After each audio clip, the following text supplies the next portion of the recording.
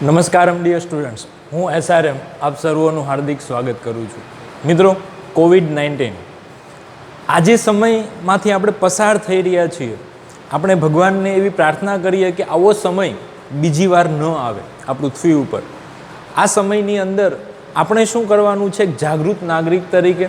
તો કે સૌથી પહેલાં આપણે જે સોશિયલ મીડિયાનો ઉપયોગ કરીએ છીએ ત્યાં કોઈ પણ નેગેટિવ મેસેજ આપણાથી વાયરલ ન થઈ જાય એનું ખાસ ધ્યાન રાખવું. અને એ વાયરલ નથી જ કરવાનો. આપણે કોઈ પણ મેસેજ કોરોનાને રિલેટેડ જ્યારે વાયરલ કરીએ ત્યારે 100 વાર વિચારવાનું કે હું જે મેસેજ વાયરલ કરું છું એની સામેવાળા લોકો ઉપર, જે લોકો આ મેસેજને જોશે, જે આ મારો જે મેસેજ છે જે લોકો સુધી પહોંચશે, એના માનસ ઉપર, એના મગજ ઉપર આની કેવી અસર થશે ખાસ વિચારવું. કોરોનાથી ડરવાની જરૂર નથી, પણ હા, કોરોનાથી બચવાની જરૂર છે. આપણે આપણું ખાસ ધ્યાન રાખીએ. હું પોતે મારું ધ્યાન રાખીશ, મારા પરિવારના સભ્યોનું ધ્યાન રાખીશ, તો આપણાથી કોરોના દૂર રહેશે. બરાબર છે. હાથને વારંવાર સેનિટાઈઝ કરતા રહેવાના, માસ્ક પહેરવાનું, બરાબર, બને ત્યાં સુધી કામ સિવાય ઘરની બહાર ન નીકળવું. આવી નાની નાની બાબતોનું જો ધ્યાન રાખશું તો ચોક્કસ આ સમય જે છે એ ઇઝીલી પસાર થઈ જશે. બરાબર, ખોટું પેનિક થવાની જરૂર નથી, બ્લેમ ગેમ રમવાની જરૂર નથી, ફક્ત સાવચેતી રાખવાની જરૂર છે. તો આપણે તો એક જાગૃત નાગરિક છીએ, તો આપણે તો એવું ખાસ ધ્યાન રાખીશું કે નેગેટિવ મેસેજ વાયરલ ન થાય. બરાબર છે. હવે આપણે વાત કરવી છે DC સર્કિટની. ઇલેક્ટ્રિકલ સર્કિટ નામનું ચેપ્ટર આપણે ભણી રહ્યા છીએ. લાસ્ટ તમે સિરીઝ કનેક્શન ઓફ રેઝિસ્ટન્સીસ અને પેરેલલ કનેક્શન ઓફ રેઝિસ્ટન્સીસની સાથે સાથે વોલ્ટેજ ડિવિઝન અને કરંટ ડિવિઝન તમે ભણ્યા. બરાબર, તમને વોરા સાહેબે ભણાવ્યું છે. હવે નેક્સ્ટ ટોપિક ભણીએ એ પહેલાં આપણે નેટવર્ક ટર્મિનોલોજી ભણવાની છે. શું ભણવાનું છે? Network terminology. આની પછીના જે ટોપિક ભણવાના છે એની અંદર આ ટોપિક ખૂબ જ મહત્ત્વનો છે, એટલા માટે પહેલાં આપણે આ ભણવું છે. હવે અહીંયા તમારે મેઇન બોર્ડની અંદર ભલે ઇંગ્લિશ સાહેબે ઘણું બધું લખી દીધું, તમારે એનાથી પણ પેનિક થવાની જરૂર નથી. તમારે આ સર્કિટ વ્યવસ્થિત ડ્રો કરી લેવાની છે. એ સર્કિટની અંદર હું તમને જેટલું સમજાવું એ તમારે સમજવાનું છે, કંઈ અઘરું નથી. બરાબર છે. પણ તમને સમજાવવા માટે મેં અહીંયા ઇંગ્લિશ થોડું લખ્યું છે. તો સ્ટાર્ટ કરીએ છીએ નેટવર્ક ટર્મિનોલોજી. સૌથી પહેલું શું આવશે નેટવર્ક ટર્મિનોલોજીની અંદર? તો કે એલિમેન્ટ. એલિમેન્ટ કોને કહેવાય? બરાબર. હવે અહીંયા તમે સર્કિટની અંદર જોશો, આ આકૃતિની અંદર જોશો તો તમને 2 બેટરી દેખાશે, E1 અને E2, અને 3 રેઝિસ્ટર્સ છે, R1, R2 અને R3. હવે E1, E2 બંને બેટરી હોય કે 3 રજિસ્ટર હોય, R1, R2 અને R3. આ 5 જે છે ને એને 2 ટર્મિનલ ડિવાઇસ કહેવાય. કેવી ડિવાઇસ કહેવાય? 2 ટર્મિનલ. શું કામ? તો કે R1, R2 અને R3 છે એ ત્રણેયને 2 છેડાઓ છે, છેડા. બરાબર, ટર્મિનલ્સ. E1 અને E2 ને પણ 2 ટર્મિનલ હશે. એટલા માટે 1, 2, 3, 4 અને 5 જે તમને દેખાય છે ફિગરમાં, એને 2 ટર્મિનલ ડિવાઇસ કહેશું. બરાબર. તો આકૃતિની અંદર તમને જેટલી 2 ટર્મિનલ ડિવાઇસ દેખાય છે, બરાબર, એ આકૃતિ કોની છે? તો કે આકૃતિનું નામ છે ઇલેક્ટ્રિકલ નેટવર્ક. આની અંદર તમને R1, R2, R3, E1 અને E2 જે દેખાય છે 5, એ 5ને હવેથી આપણે એલિમેન્ટ્સ કહીશું. શું કહીશું? એલિમેન્ટ્સ. તો ક્લિયર છે એલિમેન્ટ કોને કહેવાય? 2 ટર્મિનલ ડિવાઇસને એલિમેન્ટ કહેવાય. કોણ છે અહીંયા? R1, R2, R3, E1 અને E2. આ 5 શું છે? એલિમેન્ટ્સ છે. Is it clear? નેક્સ્ટ આપણે જોવાનું છે નેટવર્ક. કે સાહેબ આ નેટવર્ક શું છે? તો જુઓ ત્યાં શું લખ્યું છે આપણે? The interconnection of 2 or more elements. બરાબર. હવે આપણી પાસે R1, R2, R3, E1 અને E2, આ 5 શું છે? એલિમેન્ટ્સ છે. બરાબર. હવે જુઓ, આ R1 ને હું E1 સાથે જોડી દઉં, R1 ને E1 સાથે જોડી દઉં તો 2 કરતાં વધારે 2 એલિમેન્ટ્સ જે છે એનું મેં શું કર્યું? ઇન્ટરકનેક્શન કર્યું, એકબીજા સાથે જોડ્યા. બરાબર. અહીંયા આપણે શું કર્યું છે? તો કે R1, R2, R3, E1 અને E2 આ 5ને એકબીજા સાથે જોડ્યા. મેં શું કર્યું?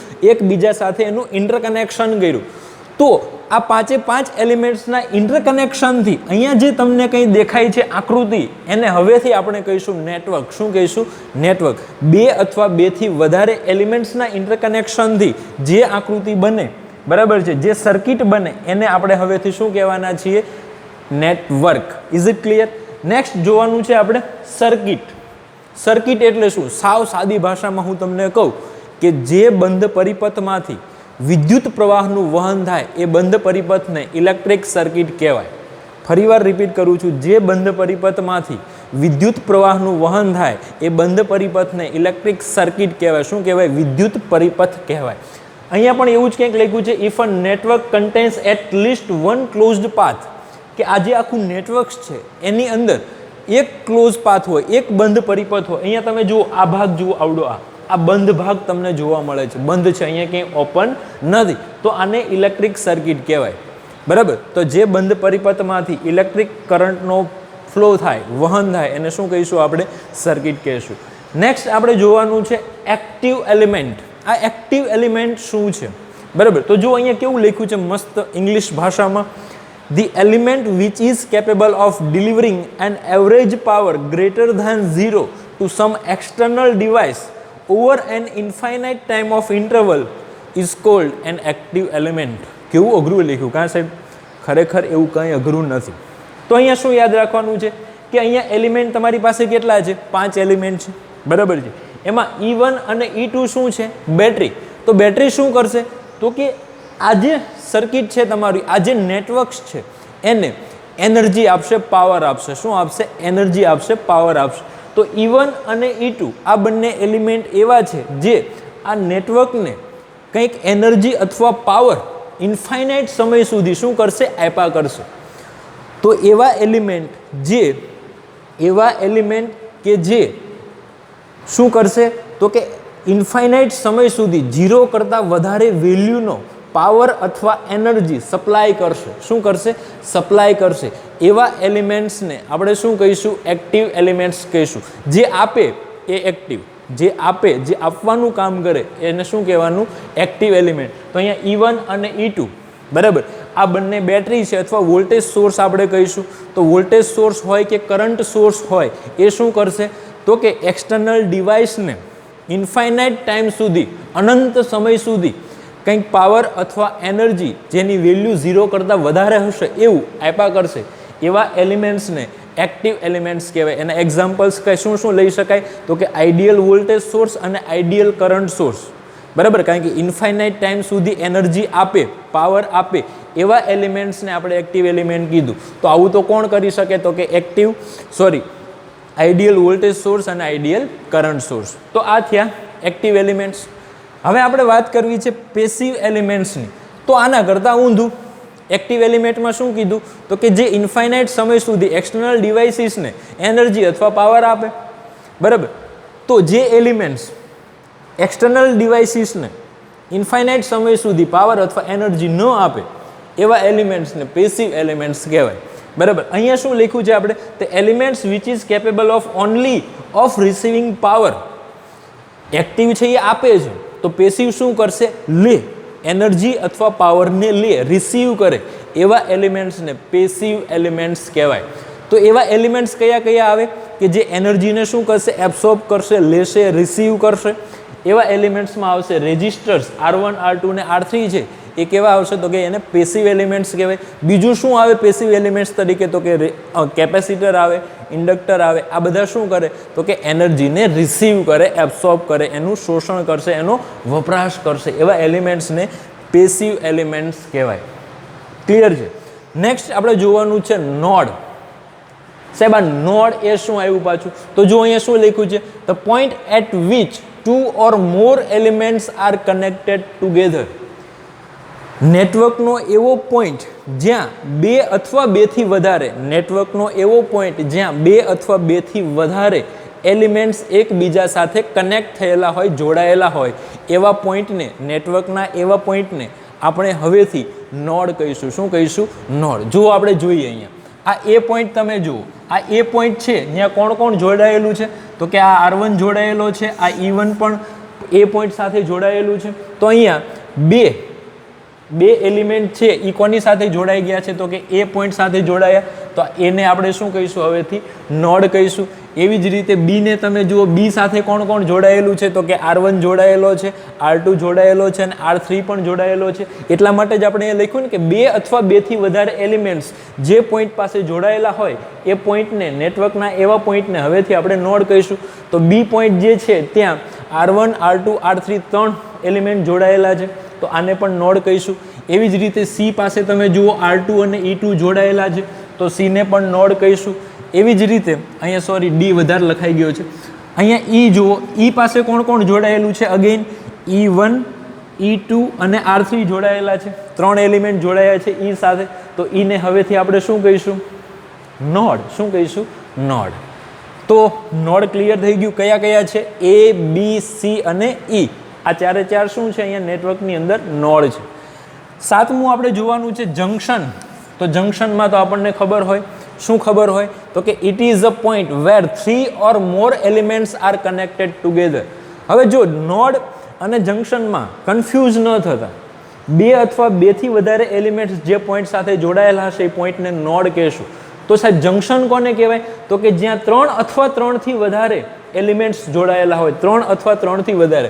અહીંયા 2 અથવા 2થી વધારે હતા નોડમાં. જંક્શનમાં છે 3 અથવા 3થી વધારે. તો એવા પોઈન્ટ તમને અહીંયા ક્યાં ક્યાં જોવા મળે? તો કે બી તમે જુઓ, બી સાથે R1 R2 અને R3 3 એલિમેન્ટ્સ જોડાયેલા છે. એટલા માટે બીને આપણે નોડ પણ કહી શકીએ અને જંક્શન પણ કહી શકીએ.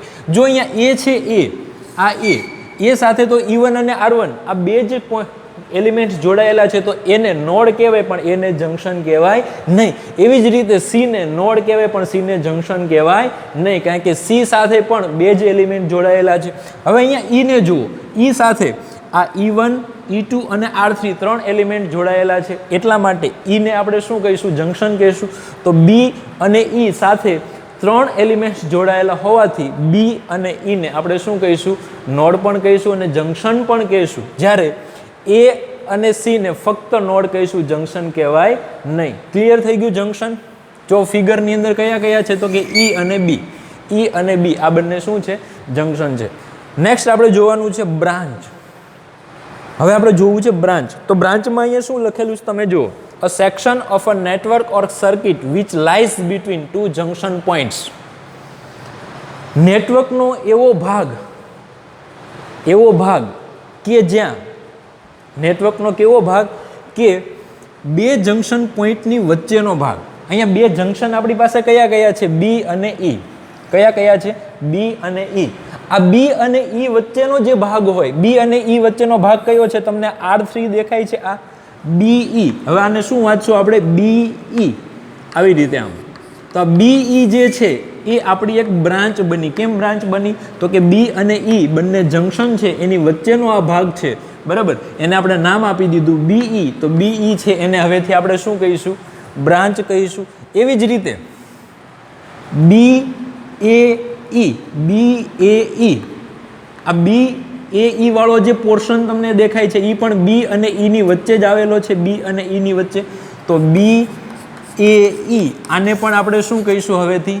બ્રાન્ચ કહીશું. એવી જ રીતે તમે જુઓ BCE. આ BCE વાળો જે ભાગ હું તમને અહીંયા બતાવું છું, આ ભાગ એ પણ બી અને ઈની વચ્ચે છે. ક્યાં છે? બી અને ઈની વચ્ચે. તો એવી જ રીતે BCE જે છે એને પણ હવેથી આપણે શું કહીશું? બ્રાન્ચ કહીશું. તો બે જંક્શનની વચ્ચેનો જે પોર્શન છે નેટવર્કની અંદર એને હવેથી આપણે બ્રાન્ચ કહીશું. શું કહીશું? બ્રાન્ચ. ક્લિયર છે?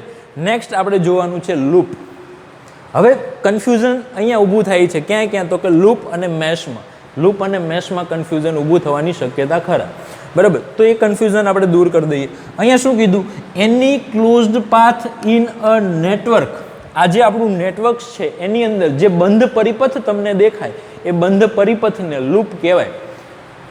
નેટવર્કની અંદર જે બંધ પરિપથ હોય એ બંધ પરિપથને શું કહેવાય? લૂપ. તો અહીંયા લૂપ કઈ કઈ આપણને કીધી જુઓ, ABEA, BCEB, ABCEA. આમાં તમને એમ થાય આ શું છે? તો હવે જુઓ તમે, A, B, E અને ફરીવાર A પાસે આવી જવાનું. આવી રીતે A થી શરૂ કરવાનું, પછી B, પછી E અને પછી પાછા તમારે ક્યાં પહોંચી જવાનું? A. તો આ જે આખો બન્યો ABE થી A, આ ક્લોઝ પાથ બન્યો. કેવો પાથ બન્યો? Closed path. તો ABE ને લૂપ કહેવાય. શું કહેવાય? લૂપ કહેવાય.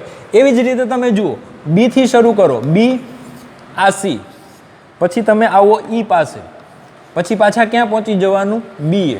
જ્યાંથી શરૂ કરો ત્યાંથી પૂરું કરવાનું. BCEB, BCEA, ઈ બી આ પણ શું બન્યો? એક ક્લોઝ પાથ બન્યો. શું બન્યો? Closed path. તો બી સી ઈ બી ને શું કહેવાય? લૂપ કહેવાય. હવે જોજો, હવે એથી શરૂ કરું છું ફરીવાર. એ બી, આ સી, પછી ઈ, અને ફરીવાર ક્યાં પહોંચી જાઓ? એ. આમ ફરતો આંટો માર્યો મેં, ફરતો. એ બી સી ઈ એ. તો એ બી સી ઈ એ ને પણ શું કહીશું? લૂપ. કેમ? તો કે એ પણ એક ક્લોઝ પાથ છે. કેવો પાથ છે? Closed path. તો અહીંયા લૂપ કેટલી બને છે? તો કે એ બી ઈ એ, બી સી ઈ એ, પછી એ બી સી ઈ એ, આવી 3 લૂપ બને છે. કેટલી લૂપ બને છે? 3 લૂપ. ક્લિયર છે? હવે આપણે જોવાનું છે મેશ. તો હવે જોજો, એ બી ઈ એ ક્લોઝ પાથ છે, લૂપ છે. તો એ બી ઈ એને લૂપ પણ કહીશું અને મેશ પણ કહીશું. શું કહીશું? મેશ. આપણે નેક્સ્ટ એક ટોપિક ભણવાનો છે મેશ એનાલિસિસ. એવી જ રીતે આ બી સી ઈ એને લૂપ તો કીધી હતી તે ક્લોઝ પાથ છે એટલે એને મેશ પણ કહીશું. શું કહીશું? મેશ પણ કહીશું. પણ હા, અહીંયા જે આપણે એ બી સી ઈ એ જે આપણે ત્રીજી લૂપ બનાવી હતી, બરાબર, ક્લોઝ પાથ બનાવ્યો હતો, એને લૂપ કહીશું. એ બી સી ઈ એને લૂપ કહીશું, પણ એને મેશ કહેવાય નહીં. મેશ જે હશે, બરાબર, જો ફરીવાર રિપીટ કરું છું, એ બી ઈ એ મેશ છે, બી સી ઈ બી મેશ છે, બરાબર. એ બી સી ઈ એ લૂપ છે પણ મેશ નથી. આ એ બી સી ઈ એ લૂપ છે પણ મેશ કેમ નથી? તો કે આમ આખું તમે જુઓ ને, અહીંયા એક આ ભાગ આ શું કરે છે? આ આખું જે હતું આખું, એ આ બી ઈ જે બ્રાન્ચ છે કે નહીં, એ આખા ક્લોઝ પાથને 2 લૂપમાં શું કરે છે? ડિવાઈડ કરે છે, એન્ક્લોઝ કરે છે. ફરીવાર રિપીટ કરું, તમને આ જે અલગથી દેખાય ને, આ ભાગ, એને મેશ કહેવાય, આને મેશ કહેવાય. પછી આ જે આખું તમે જોયું હતું એને લૂપ કહેવાય. અહીંયા 2 ભાગમાં અહીંયાથી આ ડિવાઈડ થાય છે ને, એટલે આ જે આખું છે ને એને મેશ નહીં કહીએ, એને લૂપ જ કહીશું ફક્ત, બરાબર. એટલે લૂપ અને મેશમાં કન્ફ્યુઝ થતા નહીં, બરાબર. અહીંયા વચ્ચે 2 ભાગ પડી જાય છે, એટલા માટે એ બી સી ઈ એને શું કહેવાય? લૂપ કહેવાય, પણ મેશ કહેવાય નહીં. જ્યારે એ બી ઈ એ પછી બી સી ઈ બી આ બંને લૂપ પણ છે અને મેશ પણ છે. તો આઈ હોપ કે આ કન્સેપ્ટ તમને ક્લિયર થયો હશે. Thank you. જય હિન્દ, જય ભારત.